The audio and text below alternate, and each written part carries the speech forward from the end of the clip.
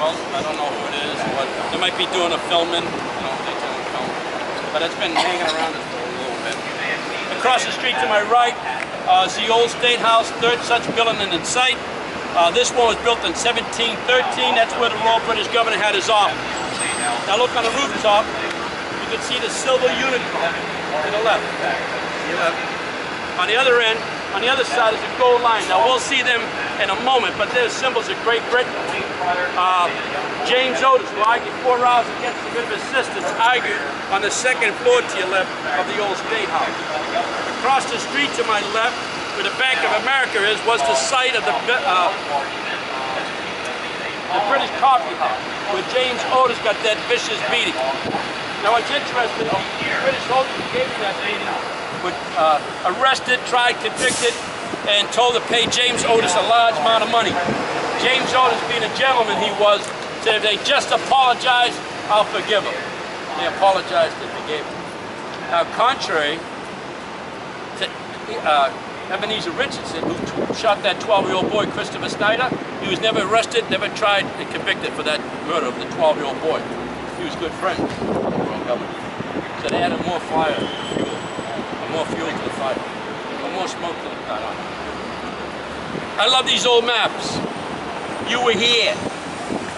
You're not over there, you're here. Just 1 block behind you was the water line. And at one time, this was the longest war in the United States. 2,200 feet in length. They could dock up to 32 ships at a time. All to my left. Now, on the other side of the new City Hall down here to my left, the top of Beacon Hill fills in that area. That was all water to my left.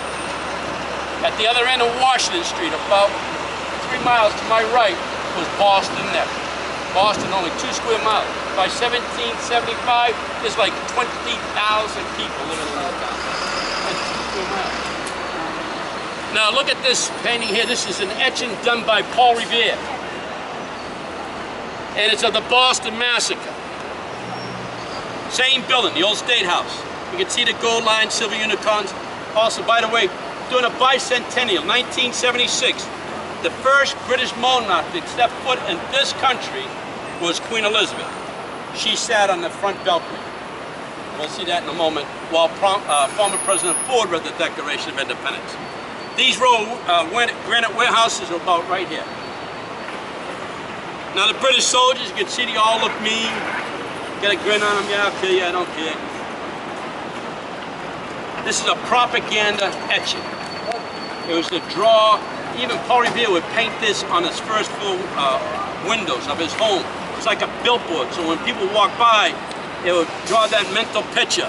Wake up, you're losing your freedoms, the taxes without representation. Killing 12-year-old boys, now they're killing 5 unarmed men. We're all British. What are we gonna do? Let's unite and fight for our own independence. You know, I read a lot of books, a lot of journals from Yale, you get them from Harvard, and generally, if they're honest, they'll say, we really don't know how that many people got together with all them geniuses and brains and built this country. That's false. Don't believe that in a second. These men and women were taught and tutored by their parents. What is right and what is wrong.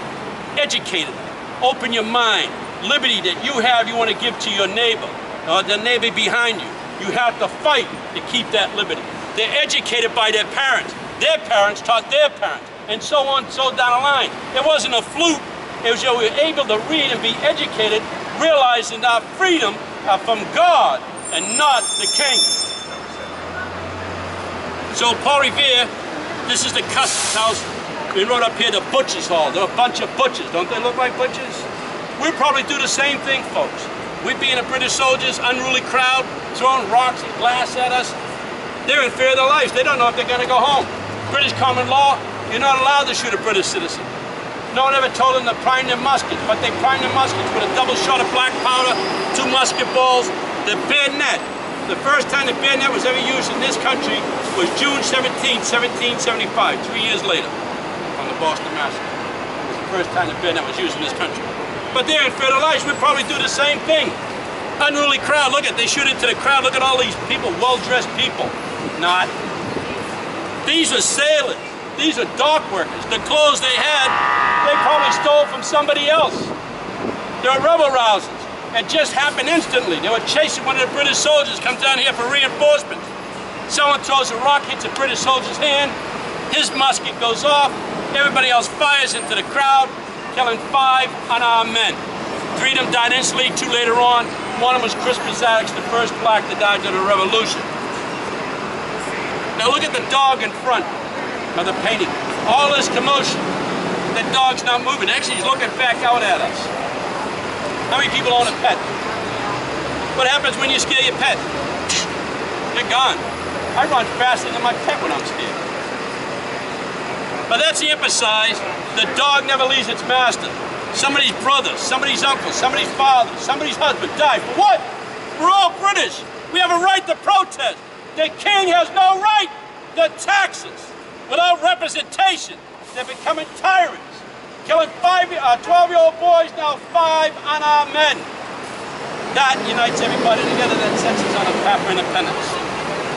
Here, you can see Crispus Attucks, light skin. He was a mulatto. He was half black, half Indian. Now, it wasn't just Anglo-Saxons, folks.